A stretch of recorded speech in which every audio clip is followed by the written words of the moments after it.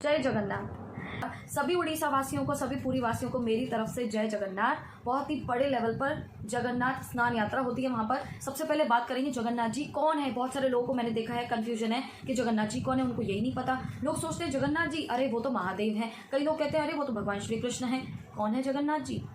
चलिए मैं आप लोगों को बता देती हूँ कि कौन है जगन्नाथ जी। जगन्नाथ जी और कोई नहीं, पूरे जगत के नाथ, पूरे ब्रह्मांड के नाथ, पूरे नाथों के नाथ है भगवान जगन्नाथ, हमारे भगवान श्री कृष्ण जी।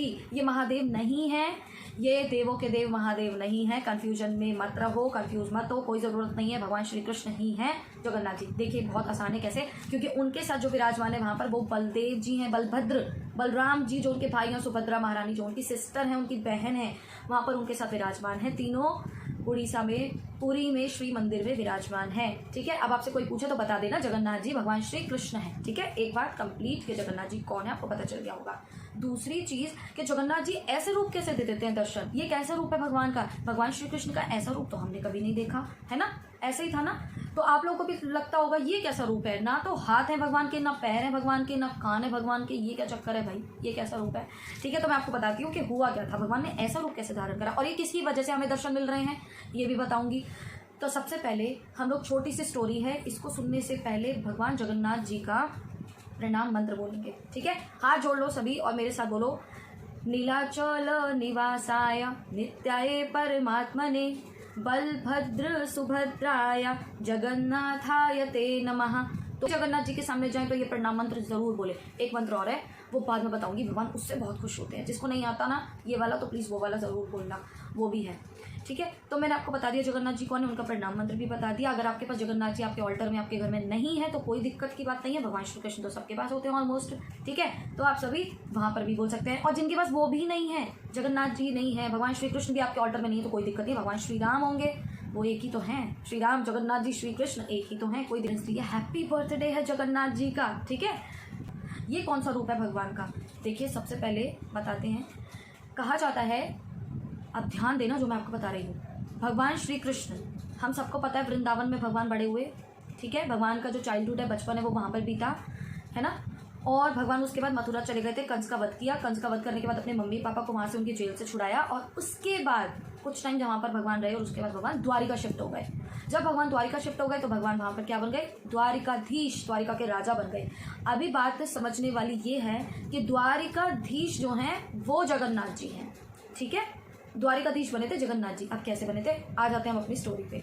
एक दिन जो भगवान की सारी पटरानियां हैं, 16,108 रानियां ना भगवान की, तो पटरानियों ने ये सोचा हम भगवान की इतनी सेवा करते हैं, भगवान के इतने क्लोज रहते हैं, भगवान को इतना अच्छे से हम समझते हैं, ठीक है, जो भी चीज़ है, लेकिन हम सभी ने एक चीज़ नोटिस की है, भगवान हमेशा श्रीमती राधा रानी का ही नाम लेते रहते हैं। भगवान के नाम पर हमेशा मतलब श्रीमुख पे उन्हीं का नाम रहता है। ऐसा कैसा रिश्ता था भगवान का और श्रीमती राधा रानी का? जानना चाहा, अंदर से एक मन में इच्छा थी कि श्रीमती राधा रानी और भगवान श्री कृष्ण जो द्वारिकाधीश है हमारे, उनका रिश्ता कैसा था। अब इसको पता कैसे करें? तो उन्होंने ये डिसाइड किया कि रोहिणी मैया के पास जाएंगे। अब रोहिणी मैया कौन है? बलराम जी की मम्मी। ध्यान से सुनना इस चीज़ को, ठीक है, कंफ्यूज मत होना। बलराम जी की मम्मी है रोहिणी मैया। अब रोहिणी मैया लॉ लगती हैं सभी पटरानियों की। एक देवकी मैया है, रोहिणी मैया है। रोहिणी मैया के पास गए सारी की सारी पटरानियाँ और उनको रिक्वेस्ट किया कि रोहिणी मैया आप हमें बताइए कि भगवान की जो लीलाएं थी बचपन की और श्रीमती राधा रानी के साथ जो लीलाएं थी, आप हमें वो बताइए, हमें वो सुननी है, हमें सुनने का बहुत मन है कि वो लीलाएं कैसी थी। रोहिणी मैया ने पहले तो मना कर दिया कि मैं नहीं बता सकती। बहुत ज़्यादा रिक्वेस्ट करने के बाद, बहुत ज़्यादा देर उनको मनाने के बाद रोहिणी मैया आखिरकार मान गई। जैसे ही रोहिणी मैया मान जाती है तो रोहिणी मैया ने एक शर्त रख दी। वो शर्त क्या थी? उन्होंने बोला कि ठीक है मैं तुम्हें बताऊंगी, लेकिन ध्यान रखना कि ये जो हम लोग पूरी स्टोरी सुनेंगे कि भगवान का चाइल्डहुड कैसा था, श्री जी के साथ उनका रिश्ता कैसा था, ये सारी की सारी चीज़ें ऐसी जगह पर हम लोग डिस्कस करेंगे जहाँ पर कृष्ण बलराम ना आ सकें।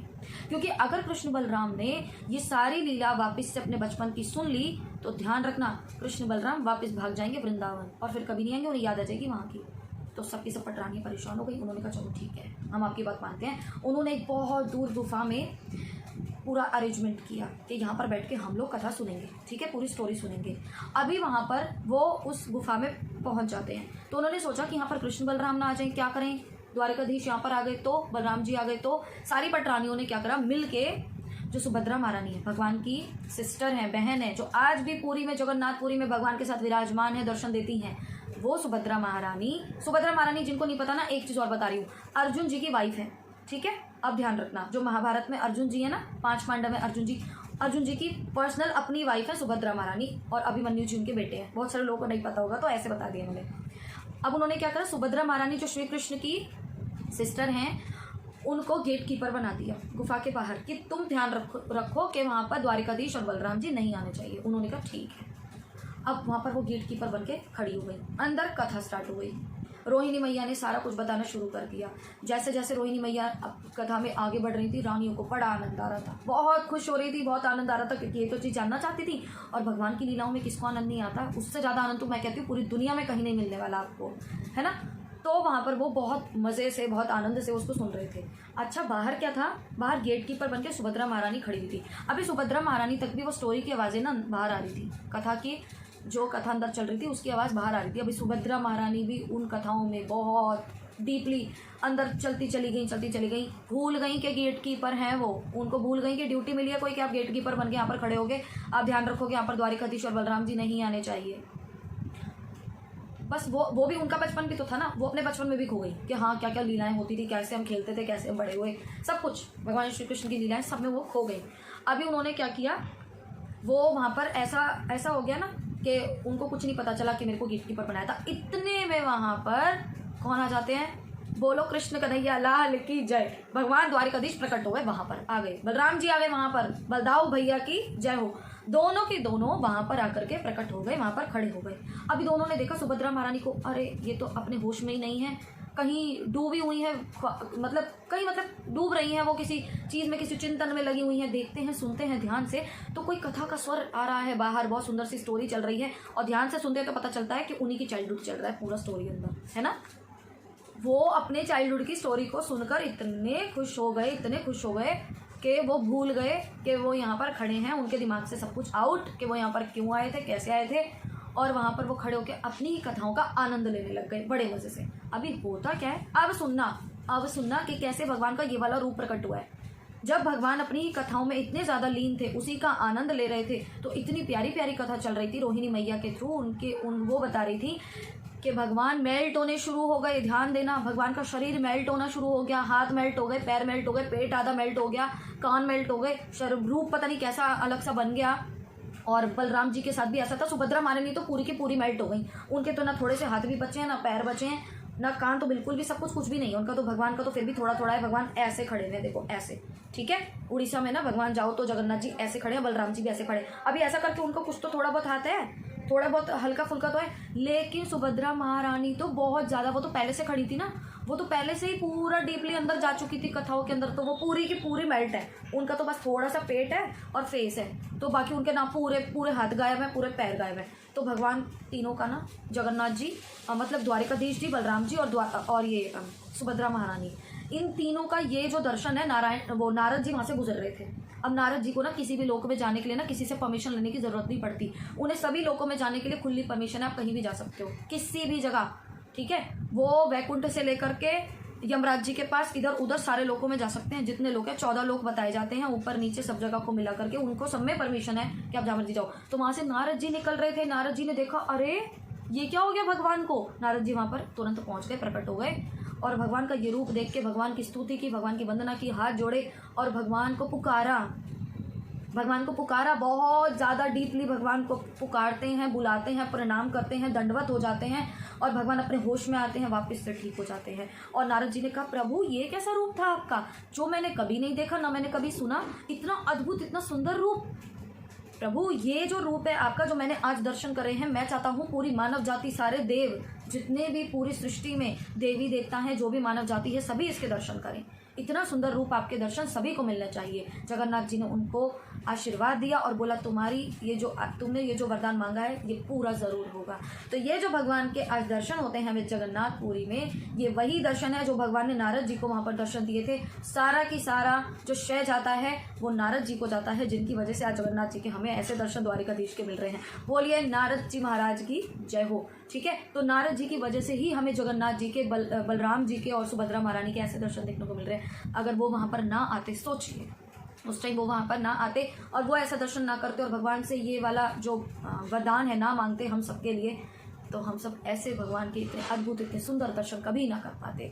बोलिए जगन्नाथ स्वामी की जय हो। अब कौन सा मंत्र बोलना है आपको? एक और, ये सुंदर सी लीला मैंने आपको बता दी कि कैसे भगवान ने ऐसा रूप धारण करा। ठीक है, अब आप जब भी जाएं उड़ीसा, जब भी जाएं पुरी में, तो भगवान के जब सामने जाएं, आप गर्भगृह में जब जाएंगे सिंह द्वार से होते हुए मंदिर के अंदर, ठीक है, तो भगवान के सामने आप देखेंगे थोड़ा थोड़ा अंधेरा होता है अंदर, पूरी लाइटिंग नहीं है मंदिर के अंदर, और जहाँ पर भगवान विराजमान है बहुत बड़े हैं भगवान, बहुत बड़े, ठीक है, और ऑल्टर में पूरा ब्लैक ब्लैक होगा, भगवान की आइज़, ठीक है, वो बड़ी बड़ी आइज़, ये भी बताऊंगी अभी और वीडियो में आगे कि भगवान की आइज़ बड़ी बड़ी क्यों हैं, भगवान की आइज़ इतनी ज़्यादा बड़ी बड़ी ऐसा क्यों, ये भी है। ठीक है, तो आप जब भी जहाँ सामने जाएंगे तो भगवान के आगे अगर आपको एक चांस भगवान का प्रणाम मंत्र नहीं आता, पहली बात तो आना चाहिए। ठीक है, सभी नोट डाउन कर लेना, मैंने बोला था प्रणाम मंत्र शुरुआत में ही आपको बताया था। नहीं आता तो प्लीज़ प्लीज़ आपसे रिक्वेस्ट है, जगन्नाथ जी के सामने जा करके एक मंत्र बोलना है। क्या बोलना है? जगन्नाथ स्वामी नयन पथगामी, नयन पथगामी भव तुम्हें, जय जगन्नाथ, जय जगन्नाथ, जय बलदेवा, जय सुभद्रा। ये जो मंत्र ये बोल देना, बस इतना ही काफ़ी है। जगन्नाथ जी आपकी और देख लेंगे और आपका बस हो गया काम। फिर किसी चीज़ की ज़रूरत नहीं है, किसी को आपको देखने की ज़रूरत नहीं है। मैं ये कहती हूँ, कोई भी आपको, हम देखते हैं ना, हम किसी के हमेशा हम अच्छे लगना चाहते हैं ताकि हम किसी को अट्रैक्ट करें अपनी ओर, है ना। हमें ये लगता है कि कोई हमें देखे, हम अच्छे कपड़े पहनते हैं, अच्छा मेकअप करते हैं, अच्छे से अपने हेयर कट कराते हैं, हर चीज़ हम अपनी हेल्थ का ध्यान रखते हैं ये सोच के कि कोई हमें देख के अट्रैक्ट हो जाए। अरे सोचिए, सिर्फ ये मंत्र बोलना है, वो पूरे जगत के नाथ भगवान श्री कृष्ण, वो नाथ जो पूरे ब्रह्मांड जिनका है, जो पूरी दुनिया जिनकी है, वो अट्रैक्ट हो जाएंगे आपसे। अगर हमें जगन्नाथ जी हमसे अट्रैक्ट हो जाए तो फिर तो बस किसी की ज़रूरत ही नहीं है। ठीक है, तो ये मंत्र ज़रूर बोलिएगा। अगर आप पूरी नहीं गए हैं तो मेरी दिल से इच्छा है, मैं ये कहूँगी, मुझे सच में अगर अभी ऑफ़र मिले ना, मैं अभी पूरी चली जाऊँ। मैं अपनी लाइफ में एक बार गई हूँ, और तब जब मैं गई थी तो मुझे इतना नहीं पता था, उसके बाद मुझे इतना कुछ पता चल गया पूरी के बारे में, जगन्नाथ जी के बारे में। मेरी बहुत इच्छा है कि मैं जल्दी से पहुँचाऊँ। कोई भी इस्कॉन टेम्पल है तो प्लीज़ वहाँ पर चले जाना, वहाँ पर आपको जगन्नाथ जी का स्नान यात्रा देखने को मिल जाएगी। कई मंदिर और आप लोगों को भगवान का स्नान यात्रा देखने को मिलेगी। एक चीज़ और, नेक्स्ट वीडियो ला रही हूँ अभी ना, भगवान पता है क्या करेंगे स्नान यात्रा के बाद। देखो स्नान यात्रा क्या है ये मैं आपको बताऊंगी, लेकिन मैं आपको अभी बता रही हूँ इसी वीडियो में। जगन्नाथ जी स्नान करने के बाद मतलब मंदिर से भगवान को निकाला जाएगा, गर्भगृह से सिंह द्वार से भगवान को लाया जाएगा, और जो स्नान मंडप है वहाँ तक ले जाया जाएगा। ठीक है, सिंह द्वार के राइट हैंड साइड में आता है, एक मिनट, हाँ राइट में आता है स्नान मंडप। स्नान मंडप किससे स्नान कराएंगे, क्या क्या चीज़ होंगी, मैं आपको नेक्स्ट वीडियो में बताऊंगी। लेकिन पहले बता रही हूँ, भगवान इसके बाद बीमार होने वाले हैं, बहुत सुंदर लीला करने वाले हैं। भगवान को बुखार हो जाएगा। सोचिए, जगत के नाथ, जो पूरी की पूरी सृष्टि के नाथ है, जो त्रिभुवन के मालिक हैं, उनको बुखार हो जाएगा। ये बुखार क्यों होता है ये भी बात करेंगे। ठीक है, तो आप लोग प्लीज़ अगर नहीं जा सकते हैं पूरी तो कोई नहीं, किसी इस्कॉन टेम्पल चले जाओ, वहाँ पर आपको ये देखने को ज़रूर मिलने वाला है, बहुत प्यारा है। और बीमार होने के बाद भगवान शाम को गजावेश धारण करेंगे, गणपति जी का वेश धारण करेंगे, एक हाथी वेश धारण करेंगे। ऐसा क्यों, ये भी बहुत जल्दी वीडियो आ रहा है। ठीक है, बैक टू बैक वीडियोज़ आ रहे हैं जगन्नाथ जी के, क्योंकि आई थिंक 1 तारीख को है, 1 जुलाई को है रथ यात्रा। उससे पहले आपको जगन्नाथ जी की बहुत सारे वीडियोस मिलने वाले हैं। आप लोग देखिए और आनंद लेते जाइए। मैं आपको बताऊंगी बहुत सारे फैक्ट्स जगन्नाथ जी के, मजा आ जाएगा। आप लोग, आपको मन करेगा बस पहुंच जाओ पूरी। ये वाला मंत्र जरूर बोलिएगा, और जगन्नाथ जी आप सबको हमेशा खुश रखें। हरे कृष्णा, जय जगन्नाथ। वीडियो अच्छा लगा हो तो प्लीज़ वीडियो को शेयर कीजिएगा। बहुत सारे लोगों को बताओ यार, ये सनातन धर्म के लोग हैं ना हमारे, पता नहीं क्या होता जा रहा है, अपनी संस्कृति को भूलते जा रहे हैं, पता नहीं फॉरेन कंट्री की संस्कृति में जा रहे हैं। वो फॉरेन वाले हमारी वाली चीज़ को फॉलो कर रहे हैं। सारे जाकर देखो आप लोग मंदिरों में, इस्कॉन टेम्पल्स में, सारे अंग्रेज भरे पड़े हैं वहाँ पर। ठीक है, सबकी सब सनातनी बन गए हैं, सबको समझ में आ गया है कि क्या चीज़ है। लेकिन हम सनातन धर्म के लोगों को सही बताऊँ तो अक्ल नहीं आ रही है बिल्कुल भी, कि हम लोग भाग रहे हैं उस तरफ। पब में जाएंगे, यहाँ जाएंगे, वहाँ जाएंगे, मंदिर नहीं जाएंगे। हम मंदिर क्यों जाएंगे? हम बहुत अजीब नहीं हो जाएगा, बहुत अलग नहीं हो जाएगा? लोग कहेंगे अरे तुम तो मंदिर जाते हो। अरे यार, हमारी संस्कृति है, हम हिंदू धर्म सनातन धर्म के लोग हैं, हमारा कल्चर ही वही है। मंदिर में जाकर के भगवान के आगे मत्था टेक देंगे, अगर पूजा कर लेंगे तो हमारे लिए कुछ घट जाएगा क्या? अरे बढ़ जाएगा, घटने वाला कुछ नहीं है। लोगों के आगे मत्था टेकने से, नाक रगड़ने से कुछ नहीं होने वाला। जाकर भगवान के लिए कुछ थोड़ा बहुत सेवा कर दो, फिर देखना क्या क्या करते हैं जगन्नाथ जी। ठीक है, तो मैं आप लोगों को यही कहूँगी कि आप लोग हमेशा खुश रहो, हमेशा हेल्दी रहो। भगवान के चरण कमलों से भगवान श्री कृष्ण श्रीमती राधा रानी के चरण कमलों से ऐसे ही लगे रहो और मेरी वीडियोस को ढेर सारा प्यार दो, वीडियोस को शेयर करो, चैनल को सब्सक्राइब करो। वेट कर रही हूँ आप लोगों का, प्लीज़ आप लोग ना सब्सक्राइब कर दिया करो। वीडियो देखकर ऐसे निकल लेते हो, ऐसे मत करो, है ना। तो वीडियो को प्लीज़ सब्सक्राइब कर दो और चैनल को आगे बढ़ाओ, शेयर करो वीडियोज़ को। इतनी अच्छी अच्छी वीडियोज़ मैं लेकर आ रही हूँ आप लोगों के लिए आगे, तो जगन्नाथ जी के लिए बहुत सारे मैं वीडियोज़ लाने वाली हूँ। चलिए मैं मिलूंगी आपसे नए वीडियो में, तब तक के लिए जय जगन्नाथ, हरे कृष्णा।